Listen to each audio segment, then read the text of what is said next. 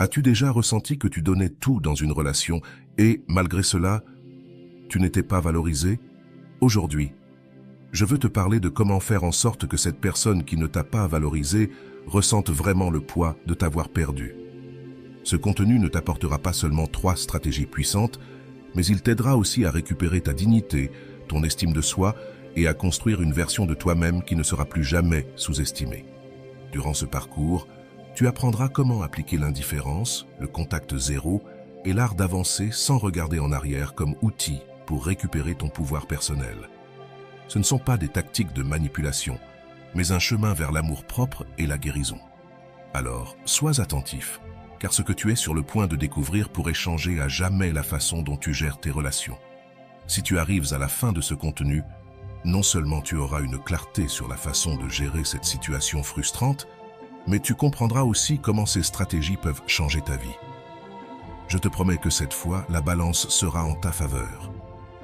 La personne qui ne t'a pas valorisé saura ce qu'elle a perdu, mais plus important encore, tu sauras tout ce que tu gagnes en priorisant des stratégies psychologiques derrière l'indifférence et le contact zéro. Maintenant, nous allons approfondir l'importance psychologique des stratégies mentionnées.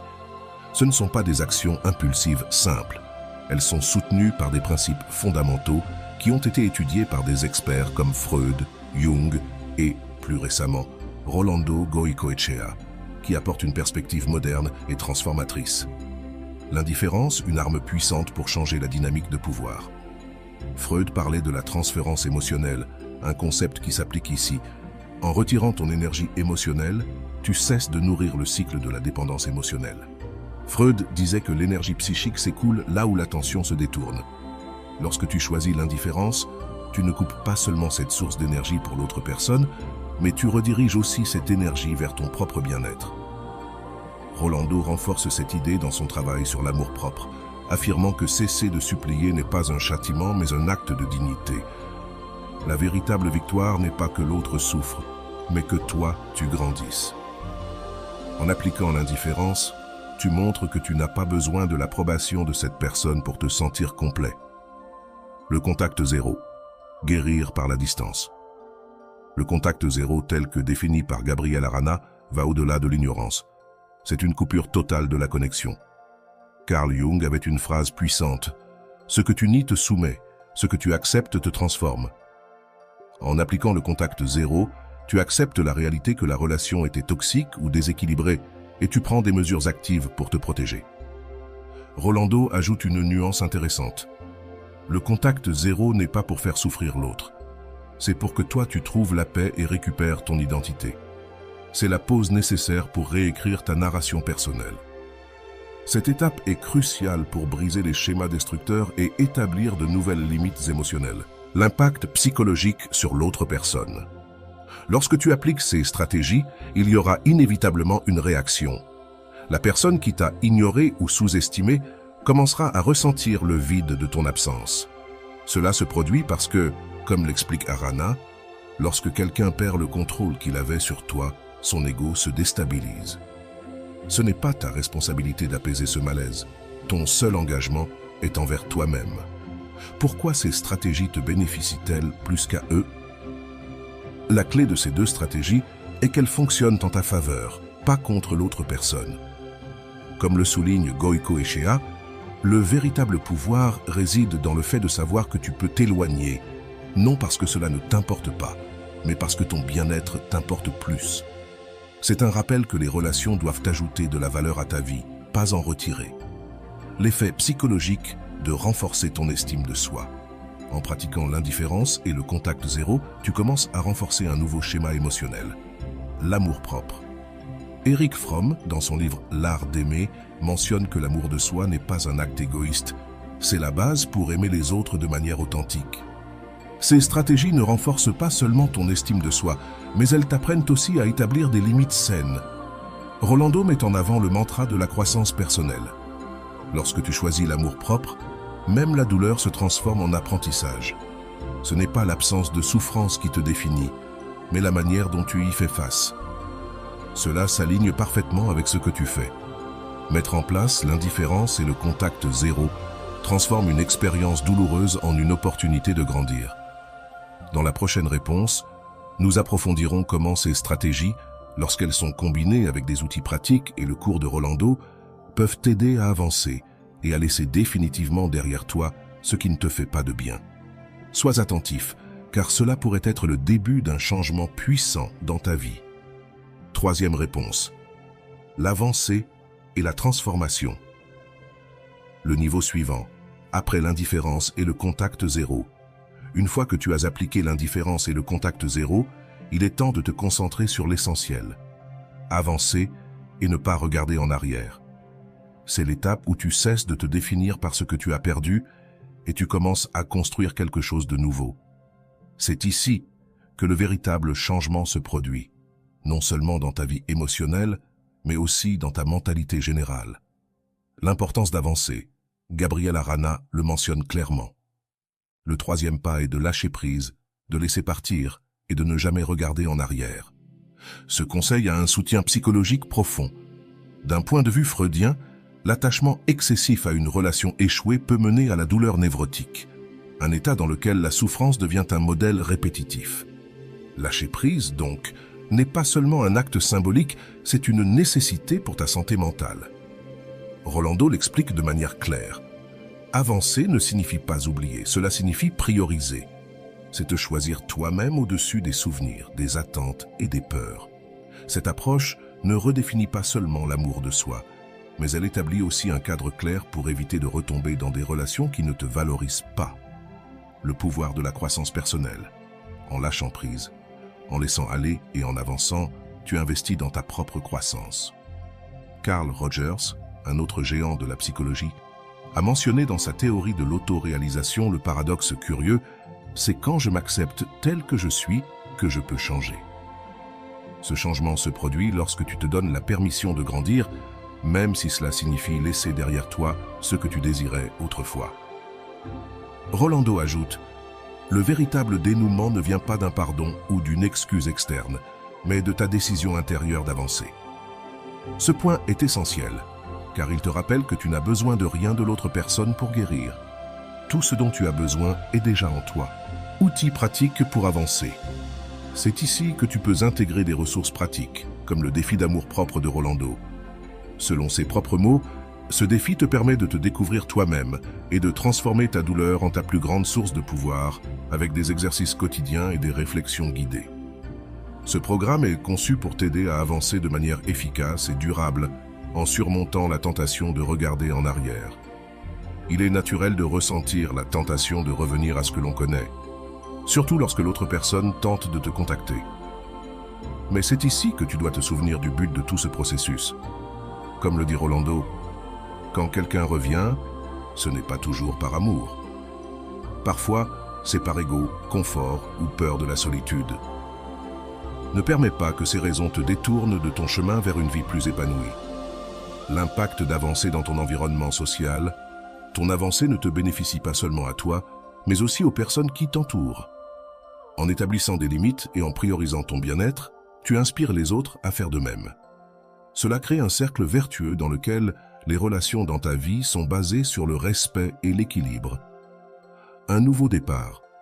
Avancer ne signifie pas oublier ce qui s'est passé. Cela signifie en tirer des leçons. Comme l'explique Goicoechea, chaque relation échouée est une leçon déguisée. Ta tâche est de la décoder et de l'utiliser comme base pour construire quelque chose de mieux.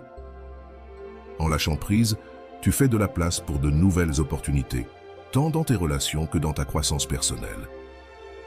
En poursuivant ce que nous avons discuté, il est maintenant temps de plonger dans les stratégies que Gabriel Arana partage pour punir émotionnellement ceux qui n'ont pas valorisé notre présence. Ces idées ne sont pas seulement des techniques pratiques, il y a un soutien psychologique important qui les accompagne. Nous allons décomposer chaque point et l'élargir avec des contributions textuelles d'autres experts en psychologie des relations interpersonnelles afin que tu puisses comprendre comment appliquer ces enseignements dans ta vie. L'un des outils les plus puissants que Arana mentionne est l'indifférence. Lorsque nous cessons d'insister, de supplier ou de chercher une approbation, nous envoyons un message clair. Je ne suis plus disponible pour toi. Cela, loin d'être un acte impulsé par l'ego, repose sur un principe profond de réciprocité émotionnelle. Carl Jung a dit un jour « Ce à quoi tu résistes persiste, mais ce à quoi tu n'accordes pas d'attention perd son pouvoir sur toi. » Appliquer l'indifférence signifie que nous cessons d'investir notre énergie émotionnelle dans quelqu'un qui ne la mérite pas. En le faisant, nous récupérons notre capacité à nous concentrer. Cette énergie en nous-mêmes, Rolando Goycochea l'explique de manière percutante. Lorsque tu décides d'appliquer l'indifférence, ce n'est pas pour blesser, mais pour protéger ta dignité.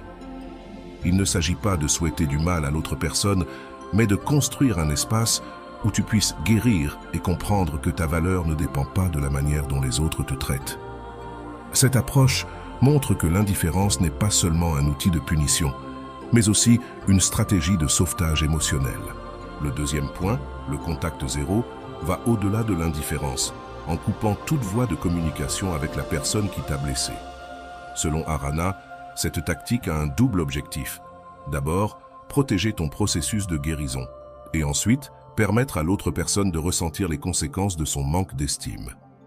Ici, le contact zéro n'est pas une tactique de manipulation, c'est une barrière émotionnelle nécessaire. Lorsque tu coupes le contact, tu dis à l'autre que tu n'as pas peur de le perdre, car tu t'as déjà toi-même.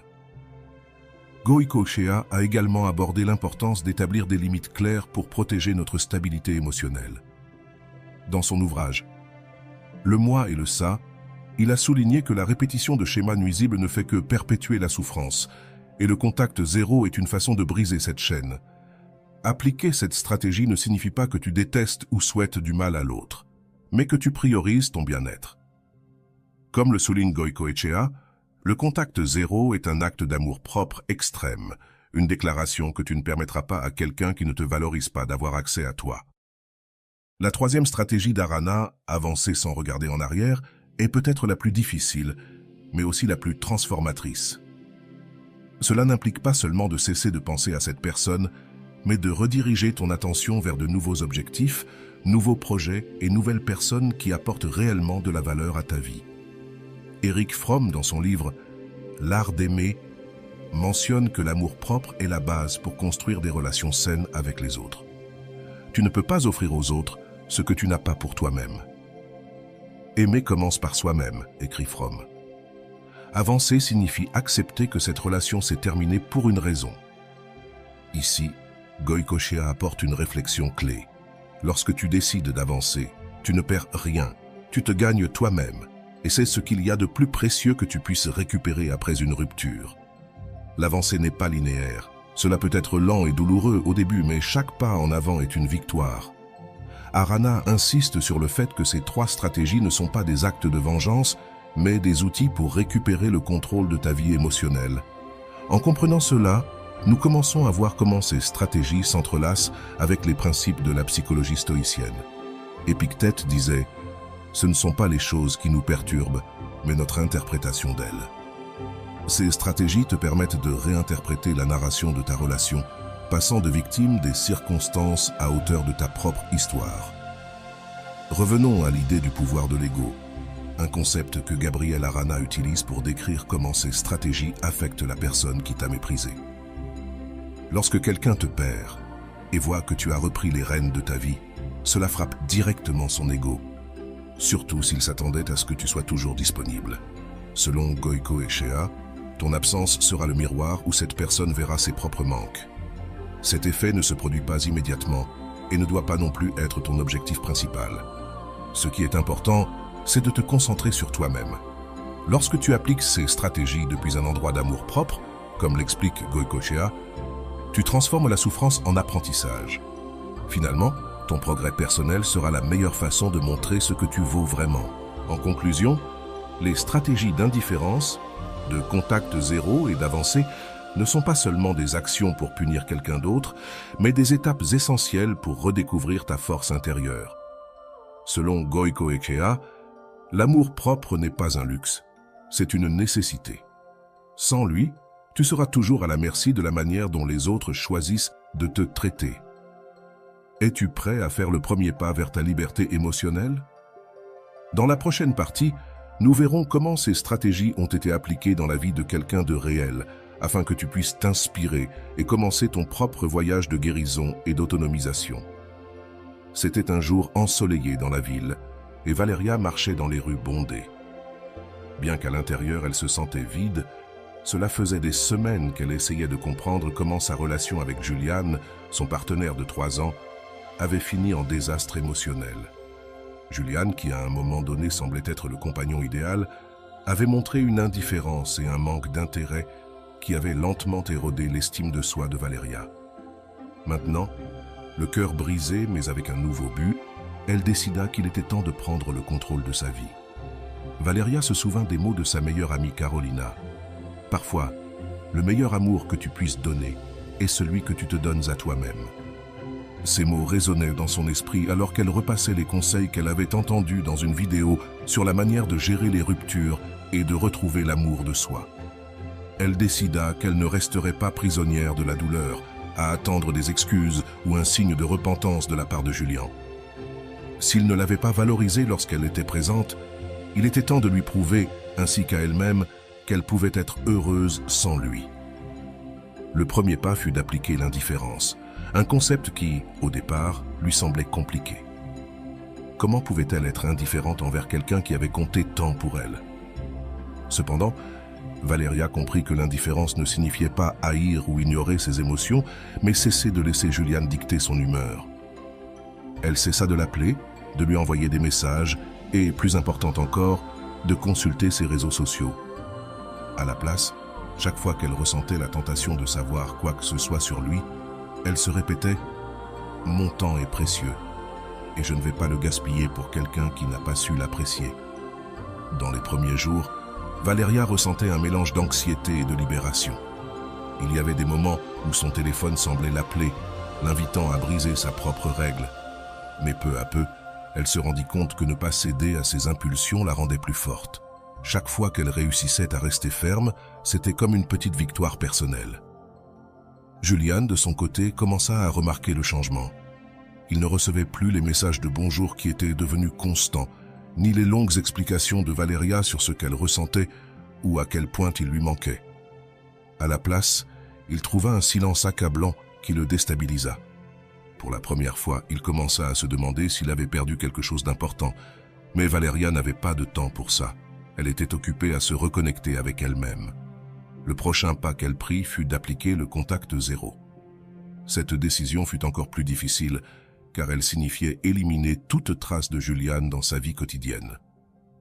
Elle bloqua son numéro, supprima les photos et les cadeaux qui lui rappelaient, et se débarrasse même des playlists qu'ils avaient créées ensemble. Ce fut un acte symbolique mais puissant, comme fermer une porte qui était restée ouverte pendant longtemps. Pendant ce processus, Valeria commença à redécouvrir qui elle était sans Julian. Elle reprit sa passion pour la peinture, quelque chose qu'elle avait mis de côté parce qu'il n'avait jamais montré d'intérêt pour son art.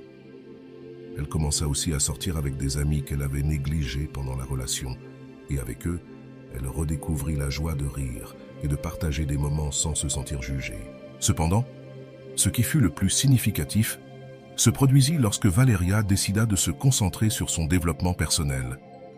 Elle s'inscrivit à un cours de développement émotionnel où elle apprit à identifier les schémas nuisibles dans ses relations. Un des exercices les plus révélateurs fut d'écrire une lettre d'adieu à Julian, dans laquelle elle remerciait pour les leçons apprises, mais clarifiait qu'elle n'avait pas l'intention de permettre à nouveau à quelqu'un de traiter son amour comme acquis. Pendant que Valeria avançait, Julian commença à expérimenter les conséquences de son indifférence. Des amis communs lui parlèrent de Valeria et de tout ce qu'elle réussissait. Ces nouvelles le remplissent d'une curiosité mêlée de regrets. Il tenta de la contacter par d'autres moyens, mais Valeria resta ferme dans sa décision de ne pas regarder en arrière. Le moment le plus transformateur arriva lorsque Valeria, après des semaines de contact zéro, décida de continuer sans regarder en arrière. Ce ne fut pas un changement soudain, mais le résultat d'un travail constant et dévoué. Chaque jour qui passait sans qu'elle pense à Julian était une preuve qu'elle pouvait construire une vie épanouie par elle-même. Plutôt que de se concentrer sur ce qu'elle avait perdu, Valeria commença à se concentrer sur ce qu'elle pouvait gagner.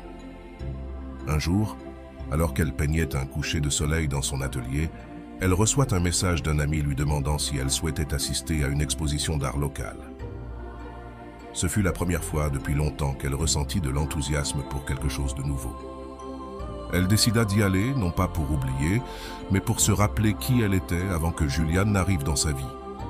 À l'exposition, Valeria rencontra des gens qui partagèrent son amour pour l'art. Une conversation en amena une autre, et bientôt, elle se retrouva plongée dans un monde plein de possibilités et de connexions significatives. Cette nuit-là, alors qu'elle marchait de retour chez elle, elle se rendit compte de quelque chose d'important. Elle n'avait pas besoin que Julian reconnaisse sa valeur, elle l'avait déjà reconnue par elle-même. L'histoire de Valeria n'était pas près de se terminer, mais à ce moment-là, elle avait fait ses premiers pas vers un avenir plein de possibilités. Valeria avait opéré un profond changement dans sa vie. Elle avait laissé derrière elle les jours sombres, remplis d'incertitudes et de larmes. Mais cela ne signifiait pas que le chemin était toujours facile. À chaque pas en avant, de nouveaux défis surgissaient, qui la mettaient à l'épreuve. L'exposition artistique à laquelle elle a participé a marqué un avant et un après. Non seulement parce qu'elle lui a permis de renouer avec sa passion, mais aussi parce qu'elle lui a ouvert la porte à de nouvelles opportunités qu'elle n'osait pas envisager auparavant. Quelques jours après, elle reçoit une invitation pour rejoindre un collectif artistique organisant des ateliers dans la communauté. Au début, l'insécurité lui murmurait qu'elle n'était pas assez bonne, mais elle se souvint des mots qu'elle avait appris dans le cours de développement émotionnel. Il n'est pas nécessaire d'être parfait pour être précieux. Elle décida d'accepter l'invitation et se retrouva rapidement à diriger un groupe d'adolescents qui voulaient apprendre à s'exprimer à travers l'art. Pendant les séances, Valeria partageait non seulement ses connaissances techniques, mais aussi son histoire. Elle leur parlait de l'importance de ne jamais perdre de vue leurs propres valeurs, peu importe la façon dont les autres les traitaient. Un des adolescents, Diego, lui avoua qu'il traversait une situation similaire à celle qu'elle avait vécue. Son témoignage l'inspira à commencer à écrire, en canalisant sa douleur dans quelque chose de créatif et de significatif. Pendant ce temps, Julian continuait à tenter de s'approcher de Valeria. Ses tentatives n'étaient plus seulement subtiles, comme demander de ses nouvelles à des amis communs, mais devenaient plus directes. Un après-midi, Valeria reçoit un email de sa part. En lisant l'objet, son cœur fit un bond. « J'ai besoin de te parler un moment ». Elle pensa à répondre, mais se souvint rapidement pourquoi elle avait entamé le contact zéro. Cet email était une épreuve, une tentative de briser la barrière qu'elle avait tant de mal à construire. Sans hésiter, elle supprima le message. Ce geste, apparemment simple, était une preuve de combien elle avait grandi. Valeria n'avait pas besoin de confronter Julian ni de chercher une clôture dans une conversation. Elle avait appris que la véritable clôture venait de l'intérieur, en s'acceptant elle-même et en acceptant les décisions qu'elle avait prises. La force de Valeria ne passa pas inaperçue. Ses amis remarquèrent que son attitude était plus positive et que sa confiance se reflétait dans tout ce qu'elle faisait. Une de ses amies les plus proches, Camila, l'invita à donner une conférence à son université sur la manière dont l'art pouvait être un outil de guérison émotionnelle. Bien qu'au début elle se soit sentie nerveuse, elle accepta le défi, y voyant une opportunité d'inspirer les autres. La conférence fut un succès. Valeria parle du fond du cœur, expliquant comment l'art l'avait aidée à se reconstruire après une relation toxique. Lors de la session de questions, une étudiante leva la main et lui demanda comment elle avait réussi à surmonter la douleur. Valeria répondit « Ce n'a pas été facile, mais j'ai appris que pour guérir, il faut d'abord lâcher prise, lâcher la rancœur, lâcher la nécessité que quelqu'un valide ta douleur et lâcher l'idée que tu ne peux pas être heureux seul. » Après la conférence, Valeria a commencé à recevoir des messages de personnes qui se reconnaissaient dans son histoire. Certains la remerciaient pour son honnêteté, tandis que d'autres lui demandaient des conseils sur la manière d'appliquer le contact zéro ou de se reconnecter avec leur amour-propre. Bien qu'elle ne soit pas thérapeute, elle se sentit honorée de pouvoir aider les autres grâce à son expérience. Cependant, tout n'était pas parfait. Il y eut des jours où Valeria se sentait vulnérable, notamment lorsqu'elle voyait des couples heureux dans la rue ou se souvenait de moments heureux avec Julian. Plutôt que d'ignorer ses sentiments, elle décida de les affronter. Un après-midi, elle s'assit devant sa toile et commença à peindre ce qu'elle ressentait. Le résultat fut une œuvre abstraite, remplie de couleurs vives et de coups de pinceau chaotiques, qu'elle intitula « Renaissance ». Cette peinture devint un symbole pour elle, un rappel que même dans le chaos, quelque chose de beau peut émerger. En parallèle, Valeria décida de se consacrer encore davantage à son développement personnel. Elle s'inscrivit à une retraite de mindfulness où elle apprit à méditer et à vivre pleinement l'instant présent. Lors d'un des exercices, on lui demanda d'écrire une lettre à son moi du passé. Dans cette lettre, Valeria exprima le pardon qu'elle avait tant désiré, non seulement envers Julian, mais aussi envers elle-même, pour avoir permis à quelqu'un de la traiter avec si peu de respect. Cette lettre devint un tournant. En la lisant à haute voix devant le groupe, elle sentit une lourde charge se dissiper. Pour la première fois, elle se permit de pleurer, non pas de tristesse mais de soulagement. Il était temps de laisser derrière elle toute la douleur et d'avancer avec légèreté. Au retour de la retraite, Valeria réalisa que quelque chose avait changé. Elle ne ressentait plus le besoin de prouver quoi que ce soit à personne, encore moins à Julian. Elle avait trouvé une paix intérieure qui ne dépendait ni des opinions, ni des actions des autres. Cette paix était son plus grand accomplissement, et personne ne pouvait la lui ôter. Au fil des mois, Valeria continue à construire sa nouvelle vie. Le collectif artistique auquel elle participait se développa, et ses ateliers commencèrent à gagner en reconnaissance dans la communauté. Elle reçoit également des invitations pour exposer son art dans différents lieux culturels, ce qui, autrefois, semblait être un rêve lointain, était désormais sa réalité. Un jour, alors qu'elle marchait dans le parc, elle croisa soudainement Julian. Il s'arrêta et la regarda avec une expression mêlée de surprise et de regret. Un instant, Valeria pensa qu'il allait s'approcher, mais au lieu de cela, il baissa simplement les yeux et continua à marcher. Cette interaction, bien que brève, fut un rappel du chemin parcouru. Elle n'avait plus besoin de le confronter, ni de chercher des explications. Son silence et son indifférence parlaient d'eux-mêmes. Cette nuit-là, Valeria écrivit dans son journal « Aujourd'hui, j'ai compris que le vrai pouvoir ne réside pas dans le fait de changer les autres, mais de se changer soi-même. Julian peut ou non regretter ce qu'il a fait, mais ce n'est plus mon problème. Ma vie ne tourne pas autour de lui et c'est là ma plus grande victoire. » À chaque étape, Valeria continuait de prouver que le pouvoir de s'éloigner n'était pas seulement une stratégie, mais une manière de se retrouver soi-même. Son histoire n'était pas terminée, mais à ce moment-là, elle savait qu'elle était exactement là où elle devait être. Valeria poursuit son chemin, certaine que chaque pas la rapprochait de la vie qu'elle avait toujours méritée, une vie pleine de sens, d'amour-propre et de paix. L'exposition de ses œuvres devint un événement récurrent, attirant des personnes de toute la ville. Sa peinture « Renaissance » devint un symbole pour ceux qui cherchaient de l'inspiration dans son histoire. Et bientôt, des invitations commencèrent à affluer pour qu'elle prenne la parole dans d'autres espaces. L'une de ces invitations fut particulièrement spéciale. Un institut travaillant avec des femmes en situation de vulnérabilité voulait qu'elle partage son expérience. Valeria accepta sans hésiter, sachant que bien que son parcours ait été difficile, son témoignage pourrait être une lumière pour celles qui se trouvaient encore dans l'obscurité. Le jour venu, elle se retrouva face à un groupe de femmes qui la regardaient avec des yeux pleins d'espoir. Dans sa voix, il n'y avait aucune trace de peur, seulement de l'authenticité. « Je ne vais pas vous mentir », commença-t-elle. « Il y a eu des moments où j'ai cru que je ne pourrais pas aller de l'avant, mais j'ai compris quelque chose de fondamental. Personne ne peut vous donner la valeur que vous vous donnez vous-même. C'est pourquoi je suis ici. » Elle est là pour leur dire que vous pouvez aussi réclamer votre pouvoir. S'éloigner, ce n'est pas fuir, c'est se sauver. Ces mots ont résonné dans la salle. Plusieurs femmes se sont approchées après pour la remercier et l'une d'elles lui a avoué qu'elle pensait depuis des mois à sortir d'une relation toxique, mais qu'elle ne savait pas comment. Valeria l'a regardée avec empathie et lui a dit « Commence par un petit pas, même si c'est juste te dire à toi-même que tu mérites quelque chose de mieux. » Ce fut un moment puissant qui a renforcé son objectif. Pendant ce temps, sa vie personnelle vivait également des changements positifs.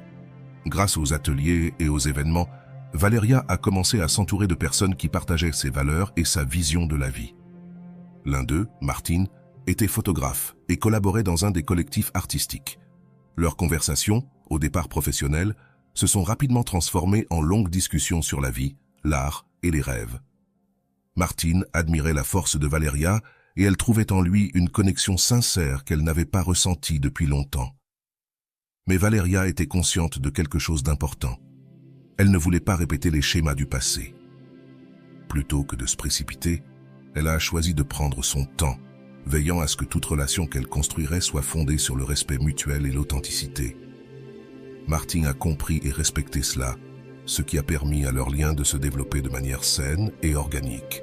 Un jour, alors qu'ils marchaient ensemble dans une galerie, Martine lui a demandé « Penses-tu qu'un jour tu pourrais pardonner à Juliane ?» Valeria s'est arrêtée, réfléchissant avant de répondre « Je ne pense pas que le pardon soit pour lui », a-t-elle finalement dit. « C'est pour moi. » Le lui pardonner ne signifie pas justifier ce qu'il a fait, mais libérer l'espace qu'il occupe dans mon cœur et je pense que j'y parviens déjà. Ces mots ont marqué un tournant pour Valeria. Elle était arrivée à un point où la rancune n'avait plus de place.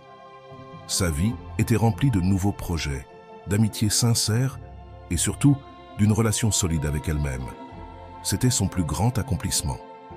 Un après-midi, alors qu'elle préparait des matériaux pour un de ses ateliers, elle reçut un appel inattendu de son amie Camilla.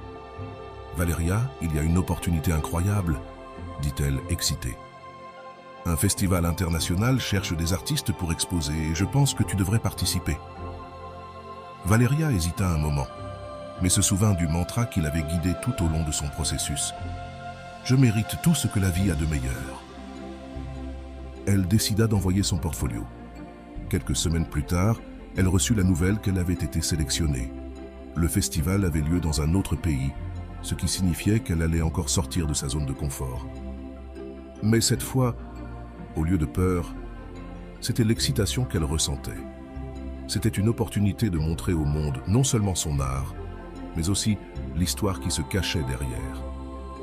Le jour du voyage, en regardant par la fenêtre de l'avion, elle réfléchit à tout ce qu'elle avait vécu. Chaque larme, chaque moment de doute et chaque pas en avant l'avaient menée jusqu'ici. Le pouvoir de s'éloigner ne m'a pas seulement sauvée, pensa-t-elle, il m'a aussi transformée. Au festival, son œuvre fut reçue avec des applaudissements et de l'admiration. Mais ce qui la toucha le plus fut d'entendre une jeune femme lui dire « Ton histoire m'a donné le courage de sortir d'une relation qui me détruisait. Merci d'être une inspiration. » À ce moment-là, Valeria comprit que son voyage n'était pas seulement le sien, mais qu'il était un phare pour d'autres qui cherchaient leur propre chemin vers la liberté.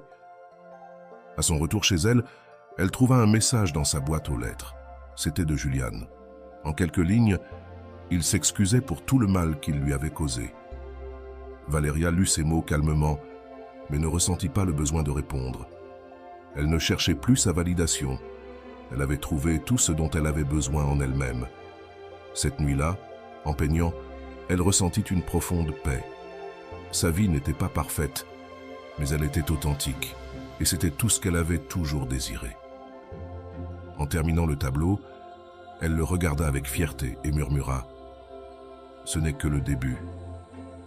Valeria avait appris que le véritable pouvoir ne réside pas entre les mains de ceux qui cherchent à vous contrôler, mais dans la décision de reprendre sa propre vie. Son histoire, bien qu'elle ait été pleine de défis, était un rappel qu'il existe toujours un chemin vers la lumière. Et ce chemin commence par le courage de s'éloigner.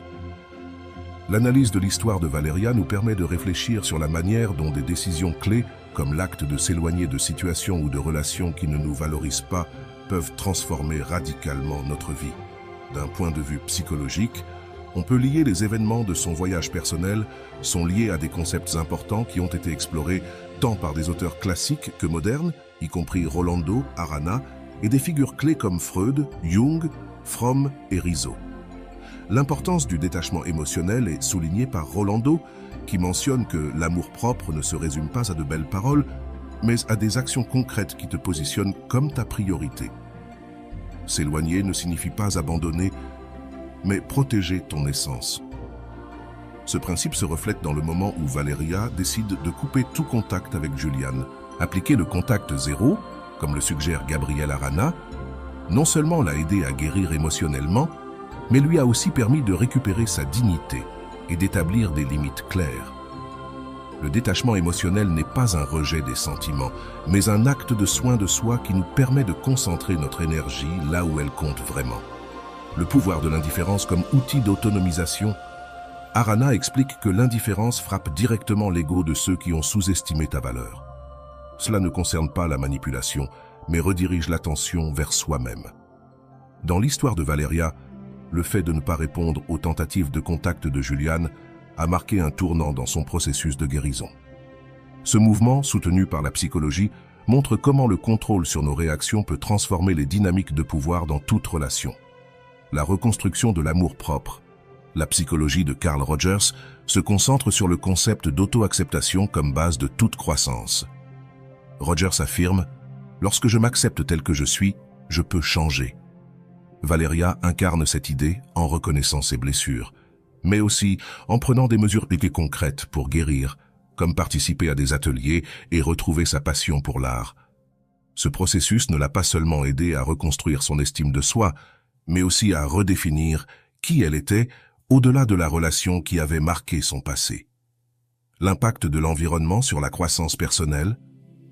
L'importance de s'entourer de relations authentiques et significatives est abordée dans L'art d'aimer. Il est mentionné que l'amour mature n'est pas celui qui cherche à combler un vide, mais celui qui favorise la liberté de l'autre et la sienne. La décision de Valeria de s'entourer de personnes qui la soutenaient et partageaient sa vision a été fondamentale pour sa transformation. Cet environnement positif n'a pas seulement renforcé son estime de soi, mais lui a aussi permis de voir de nouvelles possibilités pour sa vie. La gestion émotionnelle comme clé du succès. Rolando soutient que le véritable pouvoir réside dans ta capacité à gérer tes émotions, même dans les moments les plus difficiles. Valeria illustre cette idée lorsqu'elle décide d'affronter la douleur de sa rupture sans recourir à la rancœur. Au lieu de se laisser consumer par la colère ou la tristesse, elle choisit de canaliser ses émotions dans son art et ses relations positives, montrant que l'autocontrôle émotionnel peut être un pilier de force. La renaissance à travers le but, selon Gabriel Arana, trouver un but après une rupture n'est pas seulement guérissant, mais cela te redéfinit aussi. Valeria a trouvé ce but dans son art, l'utilisant non seulement comme moyen d'expression, mais aussi comme un moyen d'inspirer les autres. Ce changement de perspective, de la perte à la création, l'a aidé à construire une vie pleine de sens. La narration personnelle comme outil de formation. Carl Jung a introduit le concept d'individuation, un processus dans lequel l'individu se réconcilie avec toutes les parties de lui-même. Dans le cas de Valeria, son histoire devient une narration d'autonomisation qui non seulement l'inspire elle-même, mais aussi les autres. Jung a dit « La rencontre avec soi-même est la rencontre avec le monde ». En partageant son histoire, Valeria ne se connecte pas seulement à elle-même, mais aussi à une communauté qui cherche sa propre voie. L'impact du pardon sur la libération émotionnelle. Rolando explique que le pardon n'est pas pour celui qui t'a blessé, mais pour libérer l'espace émotionnel que cette blessure occupe. Dans l'histoire de Valeria, elle montre que le pardon envers Julian ne signifie pas justifier ses actions, mais se libérer du poids émotionnel qu'elle portait. Ce geste de pardon est une leçon puissante sur la manière de lâcher prise sur le passé pour faire de la place au présent. L'équilibre entre estime de soi et amour-propre. Walter Rizzo souligne que l'estime de soi se base sur ce que l'on fait bien, tandis que l'amour-propre te soutient lorsque tu échoues. Valeria a appris cette différence lorsque son estime de soi a été affectée par la trahison de Julian, mais son amour-propre l'a soutenue et l'a poussée à avancer.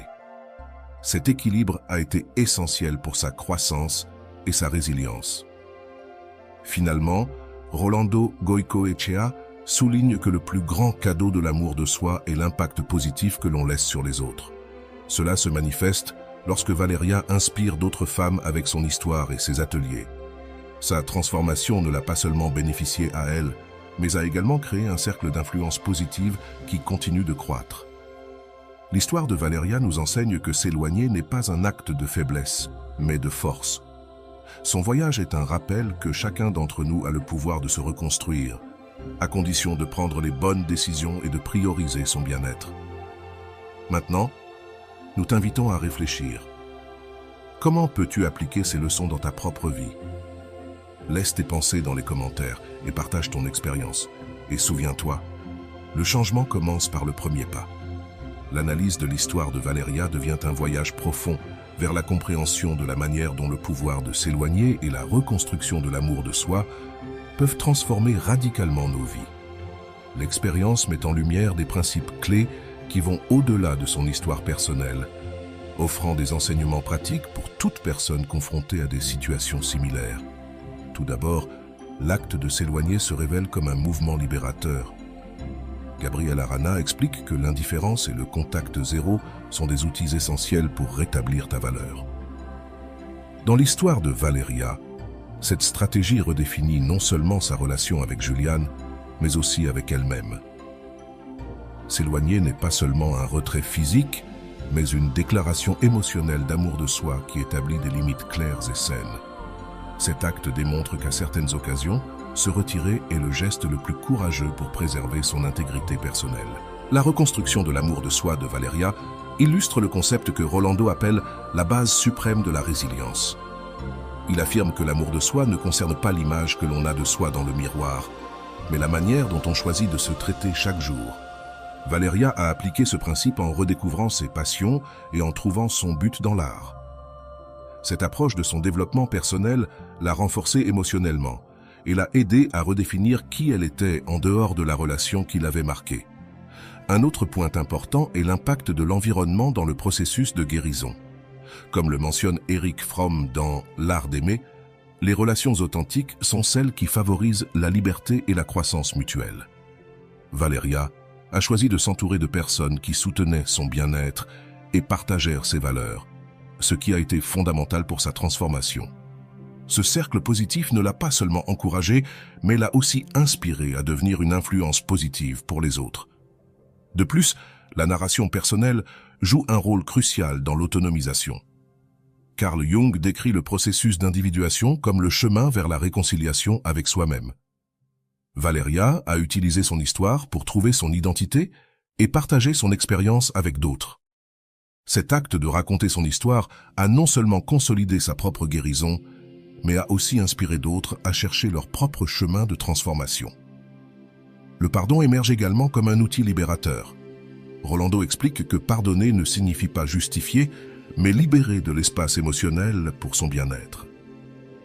Valeria a compris cela en pardonnant à Julian, non pas comme un acte d'acceptation de ses erreurs, mais comme une étape pour lâcher prise sur le passé. Cet acte de pardon lui a permis de clore des cycles et d'avancer sans fardeaux émotionnels qui la retenaient. Enfin, la différence entre l'estime de soi et l'amour de soi ressort comme une leçon fondamentale. Walter Rizzo souligne que l'estime de soi peut fluctuer, mais l'amour de soi est la base inébranlable. Valeria a appris à se soutenir dans l'amour de soi lorsque son estime de soi a été affectée, prouvant que ce dernier est le pilier qui nous maintient debout, même dans les moments les plus difficiles.